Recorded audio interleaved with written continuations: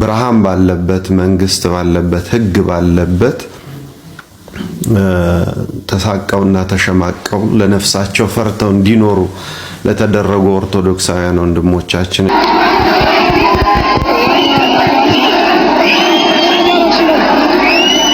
በድቁና 12 ዓመት ቄስ ሆኖ በመቀደስ ደግሞ ማገልገል 9 ዓመት አገልግለዋል። አጠቃላይ ወደ 21 ዓመት አገልግለዋል ማለት ነው። ባገኝ ይገላል ባካል ማለት እኔ ይገላል። ሰላም ጤና ይስጥልኝ የተከበራችሁ ቤተሰቦቼ እንደናችሁ ሁላችሁም በያላችሁበት ሰላምታ ይድረሳችሁ። እንደተለመደው ቪዲዮዎች ይዤ መጥቻለሁ። በጎ ሐሳብ ያላቸውን እያጠናከርን በበጎ ሐሳባቸው እንዲበረቱ ክፉ ሐሳብ ያላቸውን ደግሞ ይህ ትክክል አይደለም እያልን የራሳችን ሐሳብና አስተያየት ሪፍሌክት እያደረግን እንቀጥላለን። በሰሞኑ ወቅታዊ ጉዳይ ትናንት የጎዳና ላይ አፍጥር ስለነበረ ለሙስሊሞች በመስቀል አደባባይ ወቅታዊ ጉዳዩን በተመለከተ ምን ሐሳብ ተነሳ የሚለውንም አካትቼበታለሁ። ወደ ቀዳሚ ቪዲዮ ልሰዳችሁና ወደዛኛው እንቀጥላለን። አብራችሁ ይቆዩ። ሰላም ጤና ይስጥልኝ። እንደምን አላችሁ? እንዴት ሰንብታችኋል? እንዴት ከርማችኋል? እንግዲህ በመከራ ቀን ጥራኝ አድናለሁ አንተም ታከብረኛለህ ብሏል። በመከራችን ቀን እግዚአብሔር ለሀገራችን ለወገኖቻችን ሰላም እንዲሰጥልን ከምንም በላይ ደግሞ ለወንድሞቻችን ብርሃን ባለበት መንግስት ባለበት ህግ ባለበት ተሳቀውና ተሸማቀው ለነፍሳቸው ፈርተው እንዲኖሩ ለተደረጉ ኦርቶዶክሳውያን ወንድሞቻችን እግዚአብሔር መልአኩን እየላከ እንዲጠብቃቸው ቅዱስ ፈቃዱ ይሁንልን። ይህም መልእክት ማስተላለፈው አሁን እንግዲህ በቪዲዮ ላይ እንደማሳያችሁ የአንድ ድመትን ህይወት ነው ማሳያችሁና ይህችን ድመት በደንብ እንድታዩልኝ ፈልጋለሁ። ይህም መልእክት የምነግረው ዝም ማለት ላልቻላችሁ ነገር ግን አዛኝ ተቆርቋሪ አዋቂ ሆናችሁ መሃል ሰፋሪ ለሆናችሁ ሰዎች ነው። በዚህ በመከራ ቀን ወንድሞቻችን እንዲህ አይነት ጭንቅ ውስጥ ያለ በደላቸው ያለ ወንጀላቸው ተከተው የሚጮህላቸው አባት አጥተው ልጆቼ ብለው የሚሰበስቡ አባት አጥተው ምንም ሳያጠፉ መጽሐፋቸውን አውጥተው ባነበቡ ብቻ እየተሳደዱ ያሉ ወንድሞቻችንን በጸሎት በብዙ ነገር ማገዝ ሲቻል መሃል ሰፋሪ የሆናችሁ ዛሬ የማይሆን አስተያየት የምትሰጡ ሰዎች የያዛችሁት ወዳጅነት ጥሩ አይደለም። ስለዚህ ምንም ማድረግ ካልቻላችሁ ዝም በሉ። በቃ ዝም ማለት ይቻላል አይደለም? ስለዚህ ሁል ጊዜ የምነግራችሁ ማንም ሰው እስከዚች ደቂቃ ድረስ ሁላችንም እየለመንን ያለው የእፎይም ጥያቄ አንድ ቪዲዮ ከመጽሐፉ ውጪ የተደረገበት ነገር ግን አሁን ሰዎቹ የያዙት ምንድነው? በደፈናው ነብያችን ተደፍረዋል ይላሉ። ግን ምን ተደርገው ተደፈሩ ሲባል ምንም ቪዲዮ አያቀርቡም። እኛ ግን እናቀርብላችኋለን። ተሰፍሮ ተቆጥሮ የማያልቅ አሰቃቂ አስነዋሪ ቪዲዮዎች በአምላካችን በኢየሱስ ክርስቶስ ላይ በስላሴ ላይ በእመቤታችን ላይ በቤተ ክርስቲያን ላይ በአማኞቹ ላይ የሞራል ድቀት የሚያደርስ ሐሞት የሚበትን ሐዘን ውስጥ የሚከት ስድቦች ተሰድበን ምንም አላለም። ስለዚህ እነሱ እንግዲያውስ ደስ ያሰኛቸውን ያድርጉ። ነገር ግን ኦርቶዶክሳውያን ሆናችሁ እንደዚህ ድመት የምትሆኑ ሰዎች አርፋችሁ ቁጭ በሉ። ዝም ብላችሁ ቁጭ በሉ። በቃ ምንም ማድረግ ካልቻላችሁ አስተያየት አትጻፉ፣ አትናገሩ፣ ዝም በሉ።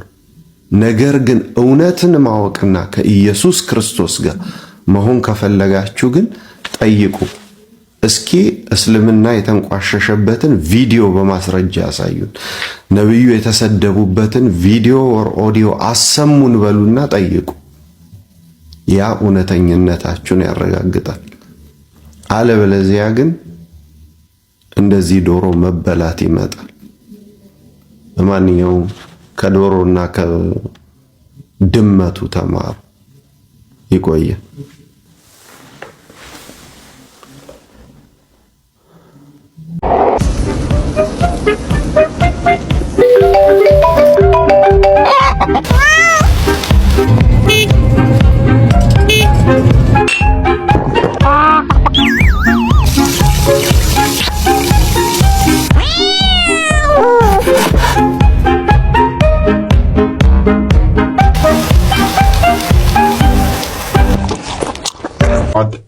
የተከበራችሁ ወንድምና እህቶች بإذنillah ተዓላ የዚህ ሳምንት የሙሐደራ ርዕሳችን የሚሆነው ክርስቲያኖችን ኢላማ ማድረግ የሚል ይሆናል።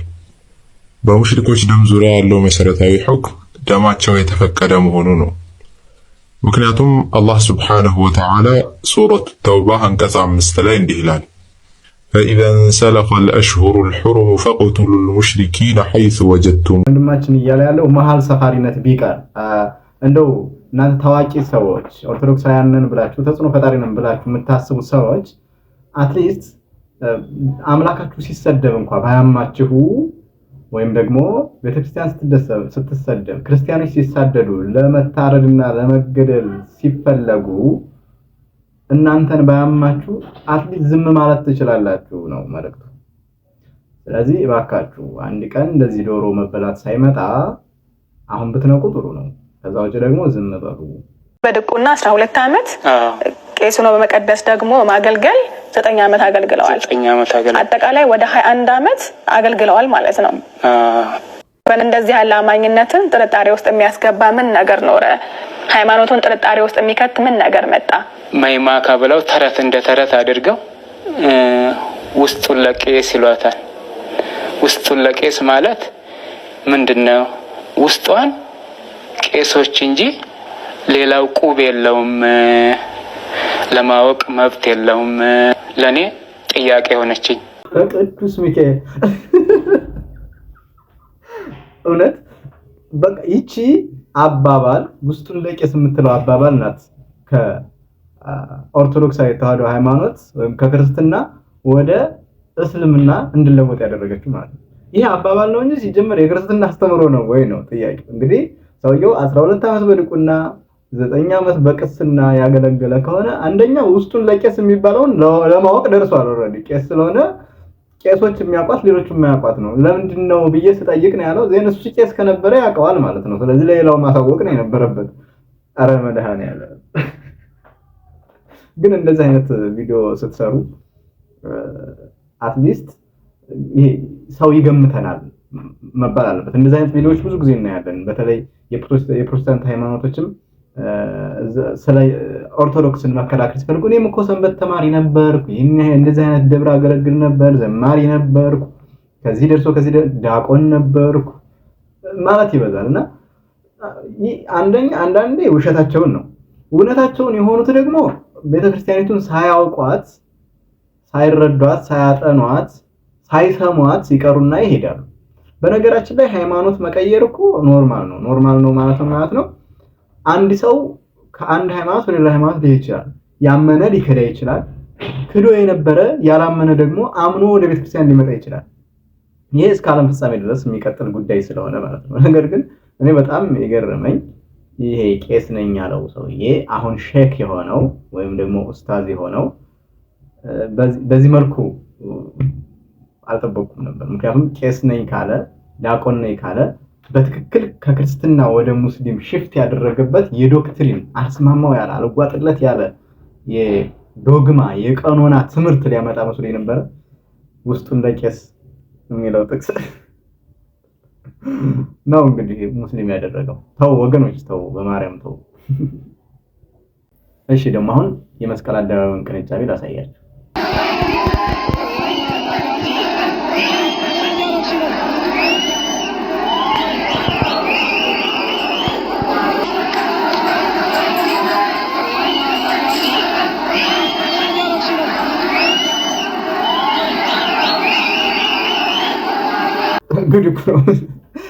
በጣም ነው የሚያስቀው። እሺ ፖሊስ ሌላ ምን አለ? በቃ ቁርአን ላይ ክርስቲያኖችን መግደል ይቻላል ይላል ብሎ ነው ያስተማረው አይደል? ስለዚህ እነሱ እየመሰከሩ አይደል ይሰቀል እያሉ ነው አሁን በፖይ ላይ እየፈረዱበት ነው። ነገር ግን ከነሱ ጎን ቆማችሁ ለነሱ ሰይፍ ካላቀበልን የምትሉ ለዘብተኛ ክርስቲያኖች ቅድም ወንድማችን እንዳለው እባካችሁ እንደው መሃል ሰፋሪ ሆናችሁ እንዳትበሉ ላመናችሁበት አምላክ አትሊስት ዝም በሉ እባካችሁ እንላለን። እስኪ ቀጣዩን እናያለን ደግሞ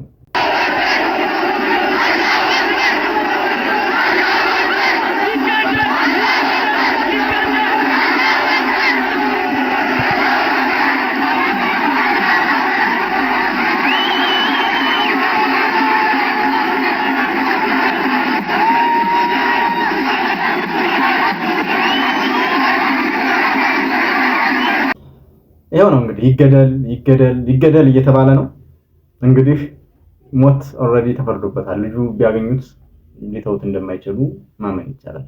ኦልሬዲ ራሱ እፎ እየተናገረውን ነገር ነው በመስቀል አደባባይ ወጥተው እየተናገሩ ያሉት። ተው የሚላቸው የሚያስቆማቸው ሰው ሊኖር ይገባል። ከራሳቸው ወገን የሚሆን ከእኛ ወገን ተው ባካችሁ ተው። ልጁ ያለው ይሄንን ነው። ቁርአን ላይ እንደዚህ ይላል ብሎ አስተማረ።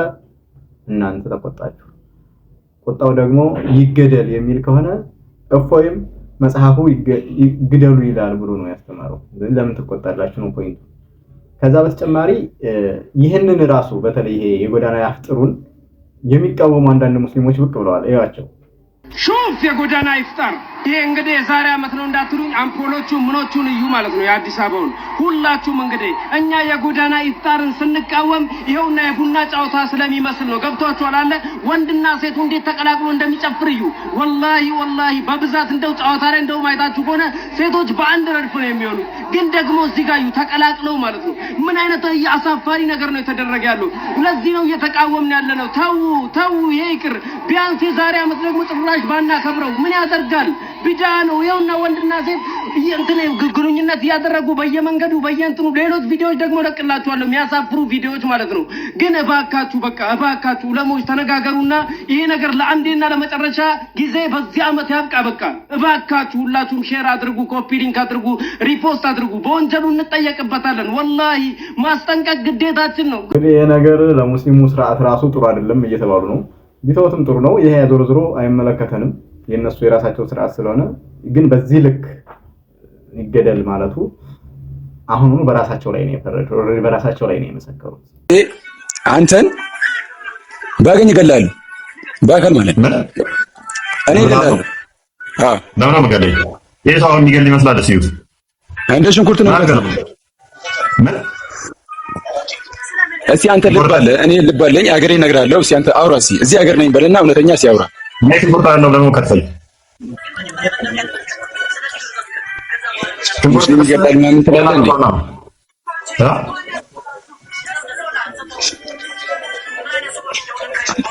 ጓዳ ሆነ ከማውራት ወጣ ብለህ አውራ።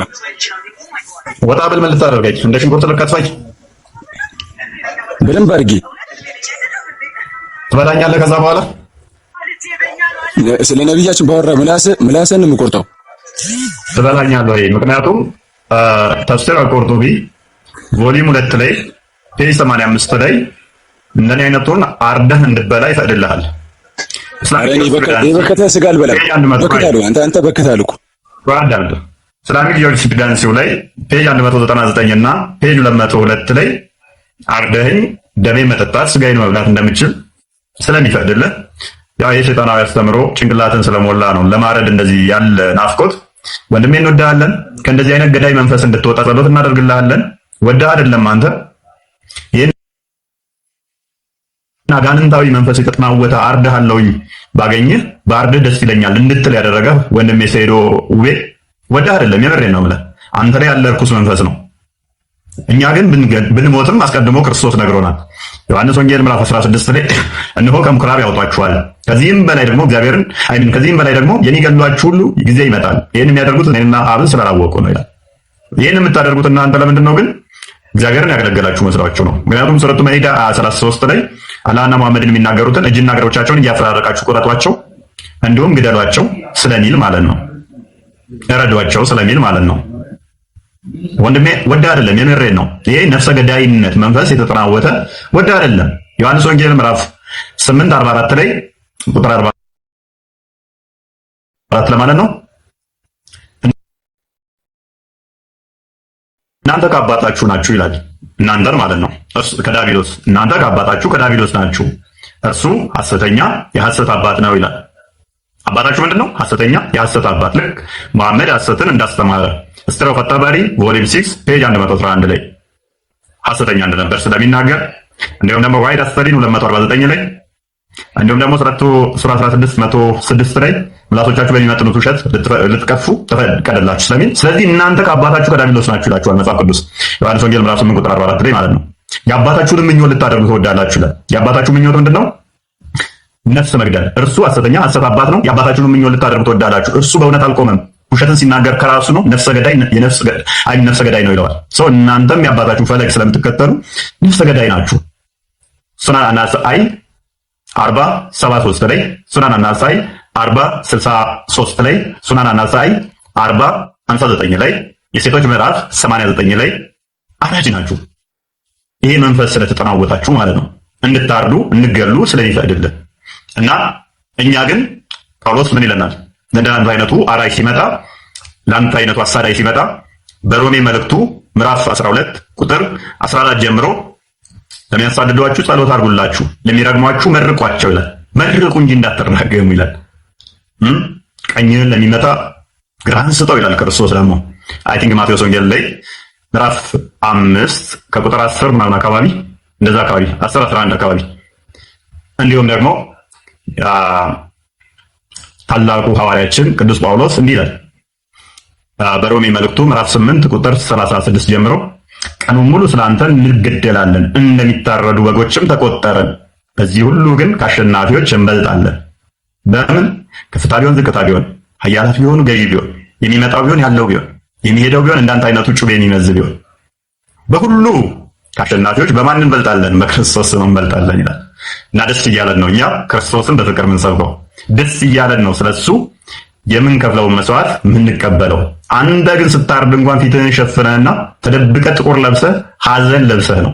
እኛ ግን ደስ እያለን ፈገግ እያለን ልክ እንደ እስጢፋኖስ በሐዋርያት ሥራ ምዕራፍ 7 ላይ ከቁጥር 50 ምናምን አካባቢ ጀምሮ በድንጋይ ሲወግሩበት፣ ልክ የድንጋይ ዝናብ ሲያዘንቡበት የሰው ልጅን በሰማይ ቀኝ ሲመለከት ምን አለ? ኢየሱስን ማለት ነው። ጌታ ሆይ የሚሰሩትን አቁምና ይቅር በላቸው። ከማን ስለተማረ? ከጌታችን ከመድኃኒታችን ከኢየሱስ ክርስቶስ ስለተማረ። ለዚህ ነው በዮሐንስ ወንጌል ምዕራፍ 13 ቁጥር 13 እስከ 16 እኔ ጌታና መምህር ስሆን እግራችሁን ካጠብኩ እናንተ እንዲሁ አድርጉ ይልና ትሕትና እንዲያስተምራቸው ፈለግም ትቶላቸው ሊሄድ ምሳሌ ሊሆናቸው እንደመጣ ይነግረናል። ለዚህ ነው በመስቀል ላይ ሆኖ ጌታ ሆይ የሚሰሩትን አያውቁምና ይቅር በላቸው አለ ጌታ። ይህንን በተግባር ማን አሳየን? እስጢፋኖስ አሳየን። የድንጋይ ዝናብ እያወረዱበት ልክ እንደ አንድ አይነቱ ሰይዶ አራጆች ተሰባስበው እኔስ እሺ ምንም ሳያጠፋ እስጢፋኖስ የድንጋይ ዝናብ ሲያወርዱበት ኢየሱስ ጌታ አይደለም አትስበክ ብለው የድንጋይ ናዳ እያወረዱበት የሚሰሩትን አያውቁምና ይቅር በላቸው፣ ኃጢአታቸውን አትቁጠርባቸው። ሰይዶ ጸሎት አደርግልሃለሁ ከእንደዚህ አይነት አራጅ ገዳይ ሃይማኖት ነፃ እንድትወጣ ሁሌም በጸሎት ያስባለሁ። በዚህም ሞተ በዛኛው ዓለም ወደ ገሃነም እንድትጣል ስለማልፈልግ ማለት ነው። ግሩም ነው። እንግዲህ ክርስትና እንዴት አይነት የፍቅር ሃይማኖት ነው! እሱ የመጣበትን አመጣጥ ልክ ከቲክቶክ ላይቭ ጋር ገብቶ የተናገረው ንግግር አይታችሁታል። ልክ አርድሃለሁ፣ ከትፋለሁ እንደ ሽንኩርት ምናምን እያለው ገባ። ከዛ እፎይ ደግሞ ነገረው እንደዛ እሱ እያለ ያለውን ነገር የራሱ መጽሐፍ እንደሚል አሳየውና እኛ ክርስቲያኖች ግን ስለ ክርስቶስ በየቀኑ ስንገደል እንደምንኖር ለሚገድሏችሁ፣ ለሚያሳድዷችሁ፣ ለጠላቶቻችሁ ጸልዩ እንደሚል ይህን ፍቅር የሆነ ወንጌል ሰበከው። እግዚአብሔር ይስጥልን። እውነት እንደው እንደ ክርስትና ግን እንደው ማርያምን እንደው ክርስቲያን ይሆን በቃ ታድለናል። እግዚአብሔርን ታድለናል። በጣም ደስ ይላል። እኔስ እስከዚህ ሰዓት ድረስ አብራችሁ ስለነበራችሁ አመሰግናለሁ። ተምራችሁበታል ብዬ አስባለሁ። ተወደዳችሁት ሼር አድርጉት። መልካም ቀን።